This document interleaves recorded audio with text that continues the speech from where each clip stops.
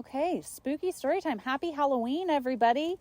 We are here at the Ranchito with these pumpkins and this fire and these longhorns. And we're going to read you guys some spooky stories. We have a couple books that are from the store, from Whole Earth Provision Company. Some of them are more plentiful than others. So if you're wondering about one of these books in particular, just hit us up and we can check your local store to see if they have it in stock for you. So I'm going to read a couple stories about all of the different cities that there are Whole Earth stores in. So we've got San Antonio, Austin, Houston, and Dallas. So I'm going to read some stories about different places in each of those cities that you guys may or may not know. So I believe I'm going to start with Haunted Texas, Famous Phantoms, Sinister Sights, and Lingering Legends by Scott Williams. And this one, I believe, has San Antonio specific stories. So if you guys are from San Antonio, or if you know anything about San Antonio, you'll probably be familiar with this one. So I'm just going to dive right in. Remember the Alamo. Texans do. Living Texans and dead ones too. Anyone who knows the story of the Alamo won't be surprised to learn that it's haunted. The former Spanish mission is a shrine to one of the bloodiest battles in the fight for Texas independence. 189 Alamo defenders and 1,600 Mexican troops died during the 13-day siege. Afterward, there were so many bodies, including those of pioneer legends Davy Crockett and Jim Bowie, that most didn't receive a proper burial. Instead, they were dumped into mass graves, rolled into the San Antonio River, or piled up and burned. Many say the spirits of these displaced souls wander the area, troubled by their violent and untimely deaths. Martin Leal, a ghost hunter and owner of a popular ghost hunting tour company in San Antonio called Haunted History of San Antonio Ghost Hunt, says the Alamo's history and the fact that the area in front of the Alamo once served as a cemetery explains why it and the downtown are so haunted. It seems like ghosts are attracted to certain things, says Leal, like battlefields, cemeteries, and hotels. The Manger Hotel on one side of the Alamo and the Emily Morgan Hotel on the other side are both said to be haunted. The Emily Morgan Hotel has even more reason to attract spirits, Leal says, because it began as a hospital. In the past decade or so, the ghost tourism industry has practically risen from the dead in Texas.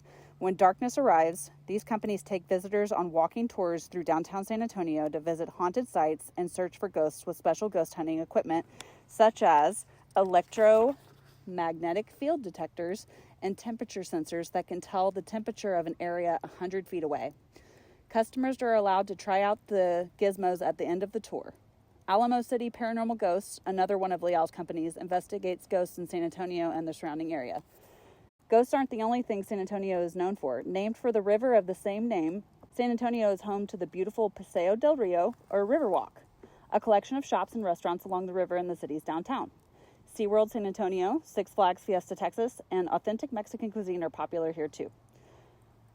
So it also says to keep reading for more information on ghosts and other activities in San Antonio and the surrounding area.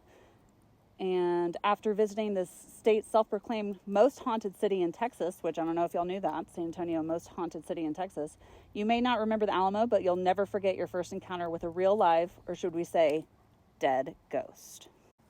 And that is the Alamo. Okay, so to continue on with our San Antonio theme out of the Haunted Texas book, I'm going to read a little bit about the Manger Hotel, which we were just talking about.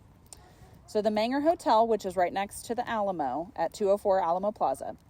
In 1859, only 23 years after the battle for the Alamo, William Manger, who ran a brewery, built the Manger Hotel to accommodate his guests, who often succumbed to deep, drunken slumber after sampling too much of his brew. Throughout the intervening years, 7 additions have been made to the hotel, which now boasts some 350 rooms. History buffs will remember that Theodore Roosevelt recruited many of his Rough Riders, a name given to the volunteer cavalry unit that served under Roosevelt in the Spanish-American War, in the Manger Hotel bar.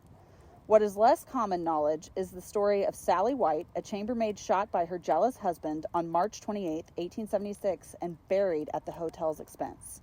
Sally is said to roam the 3rd floor of the original wing, primarily at night, wearing a long gray skirt and bandana. She's usually carrying towels, although she never seems to actually deliver them anywhere. Other ghost stories are told of the Manger and the property surrounding it. The newest rooms face the Alamo, and guests have witnessed ghosts wandering the grounds from their windows overlooking Alamo Plaza.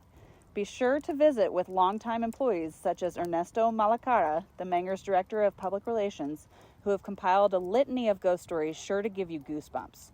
They'll tell you stories of bumps in the night, kitchen utensils that fly through the air, and visits from people whose presence can be felt but not seen. Captain Richard King, founder of the 825,000-acre King Ranch in South Texas, has been spotted by many entering the King Suite via a wall in the same spot where a door to the suite once stood. Another story tells of a guest who stepped out of his shower and walked into the bedroom to find the figure of a man dressed in a buckskin jacket and gray trousers. The apparition spoke to someone whom the man couldn't see. "Are you going to stay or are you going to go?" he asked 3 times before disappearing into thin air. Could this be the ghost of Davy Crockett? Legend has it that the Alamo defenders were offered the chance to leave the former mission and save their lives or stay behind to face certain death. Was this the ghost of Davy Crockett asking another Alamo defender what he planned to do? Then there's the story of the lady who was sitting in the Manger Hotel lobby quietly knitting. She was wearing metal-framed glasses and an old blue dress and a beret with a tassel. An employee asked, "Are you comfortable? May I get you something?" The lady, speaking in an angry voice, said no and disappeared. Along with Teddy Roosevelt, the Manger has hosted such notable citizens as Babe Ruth, Mae West, Robert E. Lee, Ulysses S. Grant, Sarah Bernhardt, and Gutsten Borglum, the creator of Mount Rushmore. The Manger, the oldest continually operating hotel west of the Mississippi River, is located downtown adjacent to the Alamo and the River City Mall. Its 3-story Victorian lobby is worth a visit even if you aren't staying there. Polished marble floors reflect light from the hotel's nearby courtyard. A mezzanine provides an expansive view of the lobby, which is decorated with Western paintings, sculptures, and antique furnishings. Amenities at this 5-star hotel include the Colonial Room restaurant, the Manger Bar, and one of downtown San Antonio's largest swimming pools, a full-service spa, a fitness room, and a jacuzzi. So, if you guys pick up this book, you not only get information about true haunted stories at these places, but you also get information about things to see around the city. So this is Haunted Texas, and that's a little bit about San Antonio ghost lore. All right, I'm going to read one more from Haunted Texas that is not really city specific. It sort of is, but it's more so about a famous scary story called El Muerto. So this will be the last one from this book. El Muerto. The name alone is scary enough. El Muerto, Spanish for the dead, is the moniker given to this legend of the South Texas brush country. The story dates back to as far as the 1850s, and witnesses have reported seeing the awful spectacle as recently as 1969. A couple traveling to San Diego, Texas via covered wagon in 1917 reported an encounter with a ghoul. Camped for the night, the couple sat near the fire as sleep drew near, that is, until the sound of a galloping horse chased the sleep away.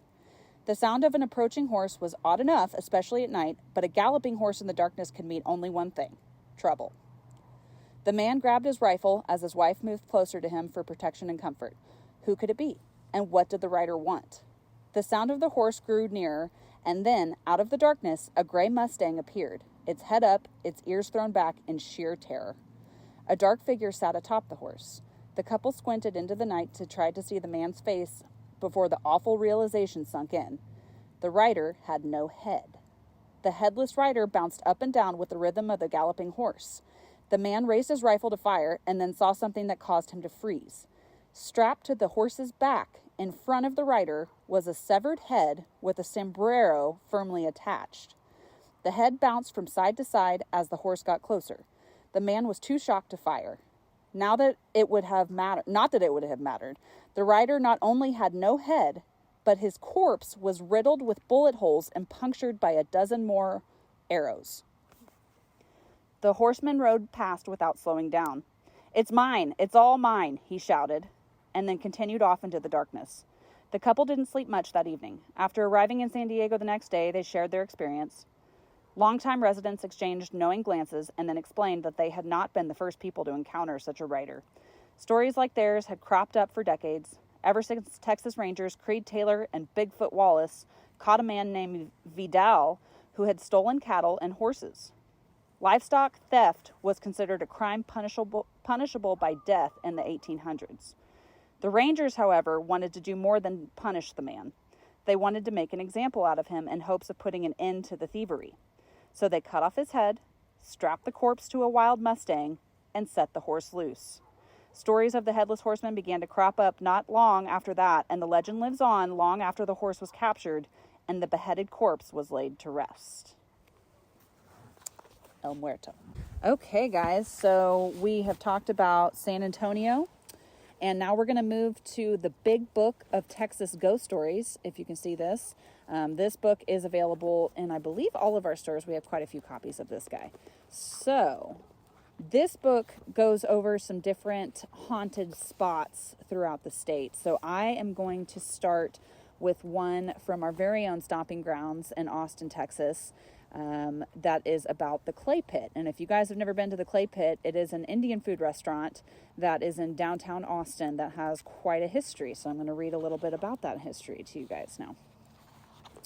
The Clay Pit is an Indian restaurant that is said to be haunted by at least one of the building's former residents. Constructed in 1853, the building originally served as a trading post where white settlers from Austin and Native American tribes that were camped where the University of Texas now stands, they traded goods. After O.R. Bertram purchased the building in 1872, he converted the former trading post into a family residence. Bertram lived with his wife and children in the former trading post for 8 years before he opened a general store and saloon on the first floor. After this, the family lived on the second floor. Other families continued running a general store in the old building for the next 34 years. In the 1880s, the state treasury was housed in the double-arched wine cellar beneath. Legend has it that local businessmen paid for the privilege of using a tunnel leading from the grocery store to a brothel in order to escape detection. The building stood vacant between 1920 and 1939. Since the 1940s, a series of restaurants have been operating out of the historic building, including the Old Madrid Cafe, the Old Seville, the Old Toro, and the Red Tomato. In 1996, the Clay Pit opened its doors in the former trading post and remains there to this day. Staff and customers of the various restaurants housed in the old trading post have been reporting unearthly occurrences for decades. Some employees have heard the sounds of raucous parties from the second floor banquet room on nights when nobody living, that is, was up there. Not long thereafter, a cook fell asleep in the banquet room, only to be startled awake when he felt someone strangling him. He was all alone at the time. Some people have also seen the full-body apparition of a little boy. Local historians believe that he could be the spirit of Bertram's 5-year-old son who contracted typhoid fever in the 1880s. The child was quarantined to his upstairs bedroom until he passed away after a few days. The building in which the Clay Pit is housed is a classic example of Texas limestone architecture. Lovers of Indian cuisine flock to the old restaurant where they can treat their Western palates to an exotic meal. The Clay Pit's clientele also includes fans of the paranormal who go there in hope of seeing the tragic spirit of the little boy who apparently is reluctant or unable to leave the family home. So that is just a little bit of the history of the Clay Pit. If you guys ever go there, it is a very cool building to tour, and there's lots of history. You can actually go down into the basement or the cellar where the treasury used to be, and there's all kinds of stories if you Google it about some other tunnels down there. So that is the Clay Pit. All right, guys, here we are again. We are still in the Big Book of Texas Ghost Stories, and now we are heading from Austin to Dallas, where if you haven't been to our Dallas Mockingbird store, it is off Mockingbird Lane. So if you are from Dallas, I'm sure you've heard of this place. This story is about the Adolphus Hotel. Adolphus Busch is best known as the co-founder of the Anheuser-Busch Beer Company. However, the German immigrant also enjoyed building and running hotels. In 1892, Busch built the Oriental Hotel at the corner of Commerce and Ackerd Streets. The hotel was so successful that Busch and the Dallas city leaders decided that the growing city could support another luxury hotel. After the old city hall was razed in 1910, Busch hired a St. Louis architectural firm to construct a new hotel. When the 21-story Adolphus Hotel opened its doors 2 years later, it was the tallest building in the state. Busch stayed at the hotel whenever he could until his death the following year. His heirs retained ownership of the Adolphus Hotel until 1949, when it was sold to Leo Corrigan. Noble House Hotels and Resorts acquired the hotel in 1980, restoring it the following year. Today, the Adolphus Hotel is known far and wide for its lavish decor, its comfortable rooms, its 5-diamond restaurant, and its ghosts. Like most haunted hotels, the Adolphus is said to be haunted by the spirits of former guests who died there or are so fond of the hotel that they never left. Guests and employees claim to have heard footsteps and the unmistakable sound of doors opening and closing on their own. The disembodied conversation of ghostly guests are said to echo through the halls. The spectral strains of orchestral music has been said to emanate from the Palm Garden, the hotel's grand ballroom. Many people, including 16-year-old employee Louis Ford, have felt as if someone were watching them in deserted rooms or hallways. Longtime bartender Dale Rust has claimed that a mischievous spirit enjoys rearranging the beer bottles. Several maids reported feeling an invisible finger tapping them on the shoulder while they were cleaning the restaurant. Staff members at the hotel have identified 2 of the spirits that make working at the Adolphus Hotel interesting, to say the least. One is the ghost of a woman who was a regular customer at the hotel's bistro. Just a few weeks after her death, employees swore that they saw her walk into the restaurant and sit down at her favorite seat. The hotel's best-known specter is the ghost of a young woman who was to be married in the Palm Garden in the early 1930s. When her fiancé failed to show up on her wedding day, the jilted bride hanged herself. The apparition of a woman in white has been sighted in the hallway on the 19th floor. Legend has it that her forlorn spirit is still searching for the man who broke her heart. For years, desk clerks have received phone calls from a guest staying in one of the suites on the 19th floor complaining about the loud music in the room next door. When the clerk went up to the 19th floor to talk to the people making all the noise, they were surprised to find that the room was empty. The guest book at the Adolphus Hotel bears the signatures of some of the biggest names in politics and show business: Rudolph Valentino, Queen Elizabeth II, Tommy Dorsey, Bill Cosby, Nicolas Cage have all spent the night at the Adolphus. Today, however, its best-known guests are the spirits who are said to make occasional appearances in the hallways and rooms.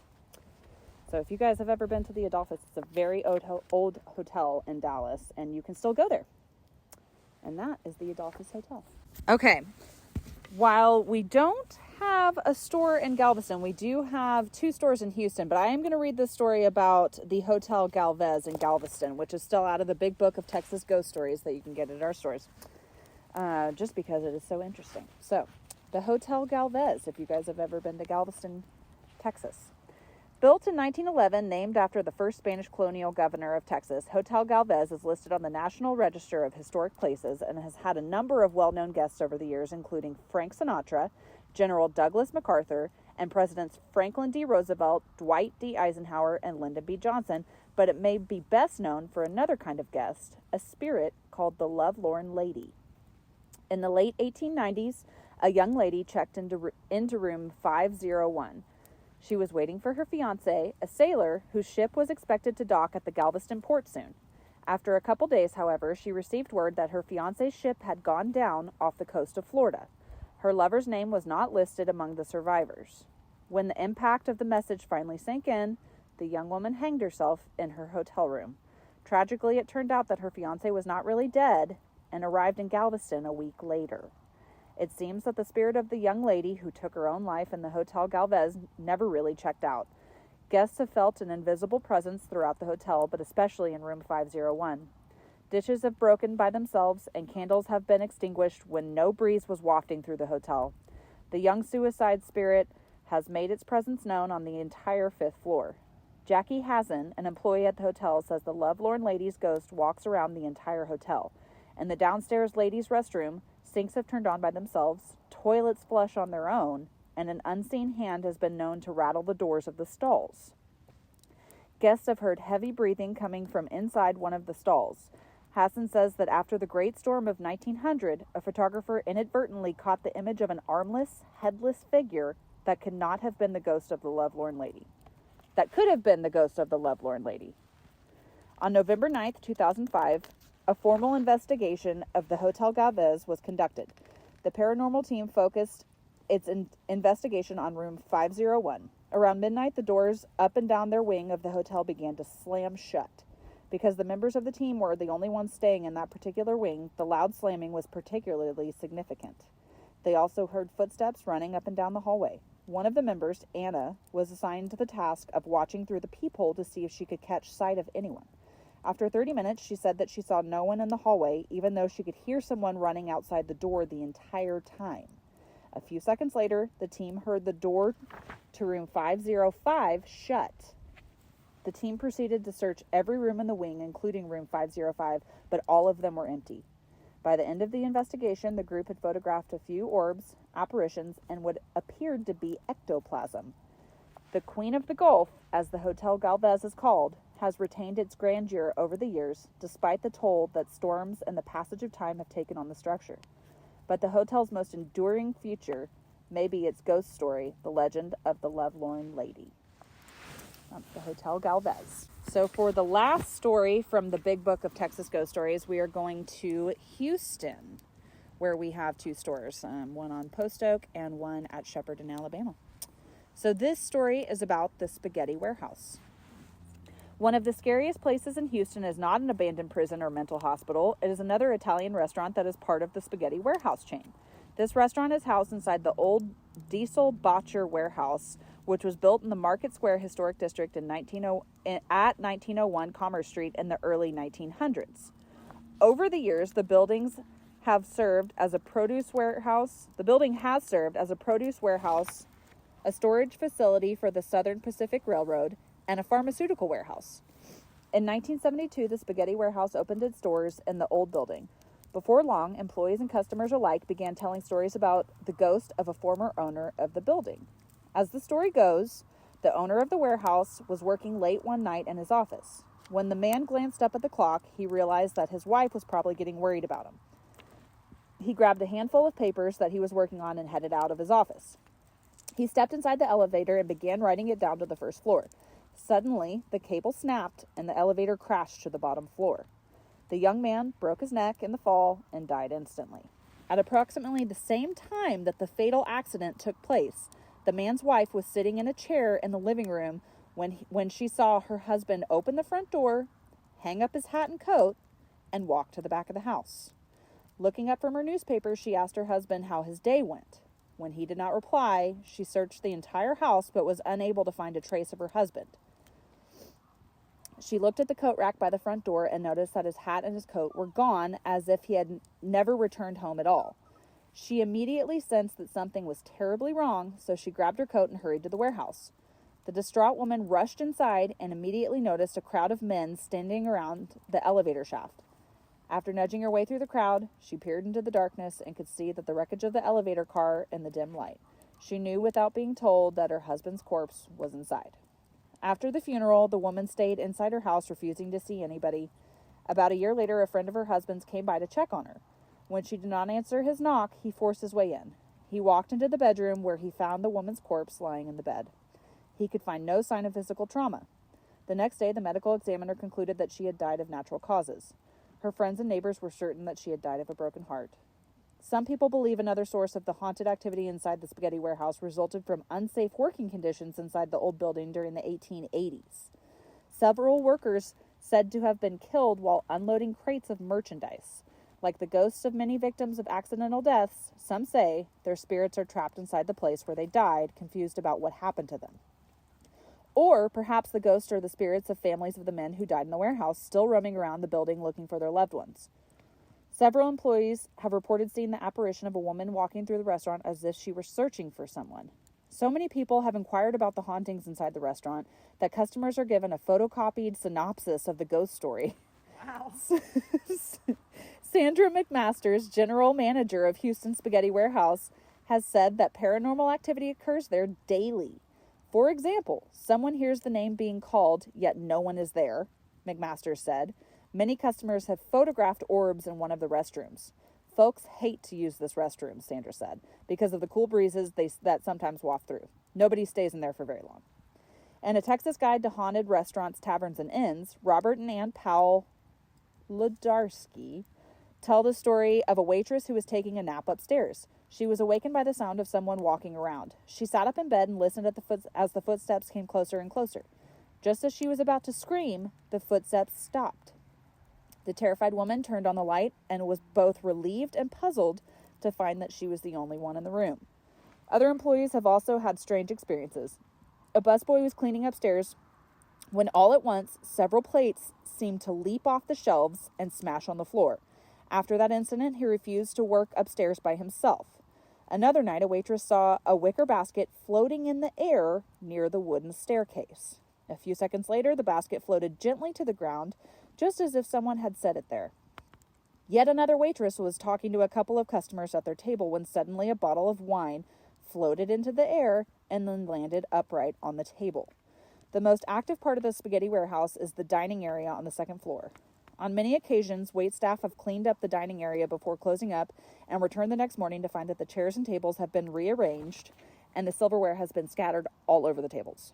One night, several guests who were dining inside the trolley car on display complained to their waitress that something had caused their salt and pepper shakers to vibrate and slide across the table.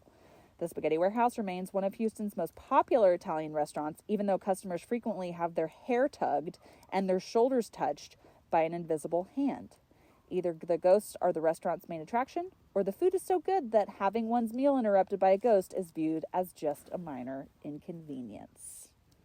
Spaghetti Warehouse in Houston. So, the last story that we're going to be reading tonight is from Classic Campfire Stories, 40 Spooky Tales. So these are your more classic campfire stories that are appropriate to read around a campfire. This story is called The Nighttime Trail by Scott E. Power. I considered myself a rational and sensible person until that night. I don't blame anyone for disbelieving me. I oftentimes don't believe it myself, but as soon as I close my eyes to sleep, there it is, as vivid as the night and as horrible. I'm surprised at myself for trying to explain it all here again. I've told the story so many times, each time people laugh in disbelief. I too would laugh if I heard such a story, if it had not happened to me, but it did, and I can't deny it. If I hadn't been alone, maybe it wouldn't have happened at all, but I was, and it did, and as a result, I will forever shun solitude. Although I was anxious to arrive back at my cabin, which was only a mile down the river, I couldn't help but stop periodically to look around. All I could see through the falling snow was the river bank and jagged tree line, the black spruce stabbing the dark sky with their twisted treetops. The whole panorama was illuminated by the soft light of the full moon, which was shining behind the thick cover of snow clouds. There was no sound, only winter silence literally humming in my ears. I have never understood how, when it is so silent in the northern country, there seems to be a distant noise not unlike the whine of a sawmill. After a few moments of gazing at what appeared to be an enchanted fantasy land of a child's nightmare, which was really the frozen muskeg of northern Manitoba, I pressed on. The winter silence was drowned out by the crunch, crunch, crunch of the snow beneath my snowshoes. I was contemplating the Epicurean delight of a hot cup of tea back at my cabin when I saw the tracks. They were large tracks, but not the tracks that moose leave behind as they move through the snow. They resembled tracks made by a human. But who? No one lived within 50 miles of my cabin. I didn't remember making the trail. It ran perpendicular to my trap line and to my normal travels. I could not think of a reason why I would have gone that way unless to satisfy an urge to explore.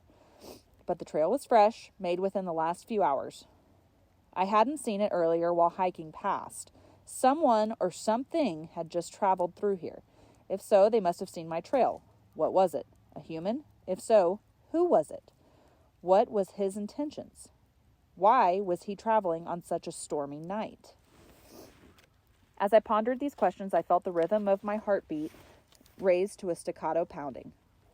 The only way to know the answer to this mystery was to follow the trail and find out. If worse came to worse, I had my rifle. But surely this was the trail of a fellow trapper whom I did not know.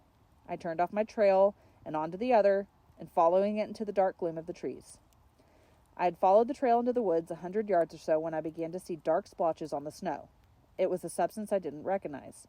The splotches were sporadic and of diverse sizes. I took off my gloves to touch them, attempting to identify them by their textures, but of course the cold temperatures had already frozen the substance into grains of ice. The thought crossed my mind that possibly blood had dripped from the dead game that this unknown person had hunted. I felt comfortable with this thought and ceased to puzzle over it any longer. I stopped to look over the surroundings. I could no longer see the river behind me. All about me were sinister shadows of gnarled black spruce. Occasionally I would brush up against a tamarack tree. The cloud cover had begun to thin out, and the snow was changing into light flurries. The moonlight was swelling as the clouds dispersed. The moon itself was full and ominous. The air seemed to be growing colder. I began to feel the frigid air stabbing me like prickling needles through my layers of wool and down. In the distance, I heard the hunger cry of an Arctic wolf. The trail I followed was longer than I had anticipated, and I began to feel as if it were nowhere specific. Just someone or something passing through. But that just seemed too outrageous. It had to be somewhere. Much to my surprise, as I continued trekking, I began to recognize various landmarks. I guess you could say I was experiencing a sense of déjà vu. I began to feel that I had been there before, but didn't consciously remember it. It was like a dream or a nightmare. Finally, just over the sounds of the snow crunching beneath my snowshoes, I heard what seemed to be the song of a Canadian jay. But as I stopped to listen and discern, I realized it was the whistle of a human. At last I was nearing the mysterious person. As I closed the distance between the whistler and myself, I began recognizing more and more of the surroundings. It was more eerie than bizarre. The hair on my neck stood up, and the gloom of the forest was serenaded by someone whistling in the darkness. It seemed to me that I was walking myself into a realm of paradox and surrealism. The atmosphere reeked with the warmth of evil and frigidity of death. I tried to convince myself to turn around and go home, but not knowing what was ahead, whistling in such a dreadful context would forever vex me. Besides, I had come this far, and I did have my rifle. The stains in the snow had become more frequent. I lit a match to examine them more closely. As the match flame illuminated the snow, I saw a dark crimson color. It was definitely blood. Exactly at that moment, the tune being whistled in the distance changed. At first it had been merry and delightful. However, I did not recognize the melody. But now the air was filled with a robust melancholy of box, toccata, and fugue. The sound was amplified throughout the forest and resembled a pipe organ more than a whistle, but that was impossible, and I knew it. It was all in my head, made worse by my fatigue and terrible imagination. I looked up from the ground and saw candlelight shining through a cabin window. A cabin! I couldn't believe it. I didn't think there was a cabin within 50 miles of my own. As I approached the cabin stealthily, and with great curiosity, I began noticing that the cabin resembled mine. But it was difficult to concentrate and be sure because the whistle was getting louder and it seemed to weaken me. I was positive that the cabin looked like my own. The roof was an A-frame, the main cabin was about the same size, and there were windows on the east and west walls. And even more peculiar was the fact that the outhouse and woodshed were designed identically to mine. Suddenly, the person inside stopped whistling. My ears were ringing in its absence. My heart was pounding like a sledgehammer. Although the temperature was below zero, I was sweating. The trail of what I knew to be blood went around the corner of the cabin to the far side where I assumed the entrance was, just like mine. I gazed through the window from where I sat, some 20 yards away, hoping to see who was inside this cabin. Unfortunately, I saw nobody, just a shadow dancing about in graceful glides. I unlashed my snowshoes, took hold of my gun, and prepared my nerve to go look through the window at the person inside. As I sat there, I looked down at my hands, which grasped the rifle with a white-knuckled grip, and realized how ridiculous I was behaving. If someone was to have seen me, they would have thought I was a child. I was ashamed. It was a mere coincidence that this cabin resembled mine. It couldn't be mine. Besides, what did I think was in there? The Windigo? The Windigo is part of a Cree Native American legend that embodies all the fear, all the horror, and wildness, starvation, misery, and terrible cold of the North. The Windigo is supposedly a man and a cannibal, but it is a Native American legend, not reality. It simply doesn't exist. I laughed at myself in my imagination. It crossed my mind that I had lived in the godforsaken land too long, and I was becoming bushed, as they say in the North. I decided to leave my gun behind and simply go inside the window to check things out. Then I would knock on the door and introduce myself. Maybe the person would be kind enough to offer me a cup of java. I certainly needed a warm drink. With a huge boost of confidence, I got up from where I sat and walked as quietly as possible to the window. However, as I got closer, my determination began to melt away. I began noticing debris and other objects that I recognized. The spool of rope against the wall, the kerosene barrel, and just a few feet away, I could see a sled that looked like mine. This was my cabin. But how? Who was inside? And why the blood? Immediately, I grew weak with fright. Everything was too freakish for it to be normal. I felt I had fallen into a trap and there was no way out. I remembered my rifle, but it was too late. I was at the window. I could delay no longer. I had to look in. I peered in. Everything was as I had left it, but there was a fire burning in the stove, obviously started by this foreigner. And some kind of meat was being fried on the stove. Maybe that was what the blood came from? I could see the person inside, but not the face. It was a man. He was tall and husky with long white hair. There was something hanging in the corner, but I couldn't tell what it was. The man moved the kerosene lantern onto the table by the stove, and I could make out a few more details. It was definitely meat of some sort cooking on the stove, but exactly what I couldn't tell. The carcass was still dripping blood, and under it was a bucket to catch the fluids. The carcass was hanging from its hind quarters, and the 4 legs, minus the severed one, were almost touching the floor. It was a large animal, probably 7 feet from tip to tip. The head had been severed. The man, whose face I still could not see, removed the meat from the stove, and with his back to me began to eat it. My eyes went back to the carcass. I tried to identify it. I was truly puzzled. Finally, as I let my eyes sweep over the room that was mine, I noticed something next to the lantern. The shadows on it cast from the light were sharp and full of contrast. It was difficult to discern what it was. I stared and stared until the realization of its identity burned my conscience with an evil that could only be from hell. My whole body quivered. My heart was overcome with fear. That thing in the shadows of my cabin was a human head, and the carcass was a human body. I thought I was mad, insane, hallucinating, but there it was, swinging in the shadows of my cabin, a bloody fresh carcass of a slaughtered human being. The fear and horror of the evil overcame me. I wanted to run, but I couldn't. My whole body was paralyzed and sick. The cannibalistic man inside stood up from the table where he was eating human flesh and walked towards the door.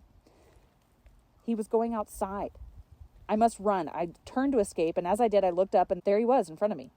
The Windigo. "You're next," he sneered. Darkness overcame me. I lost consciousness.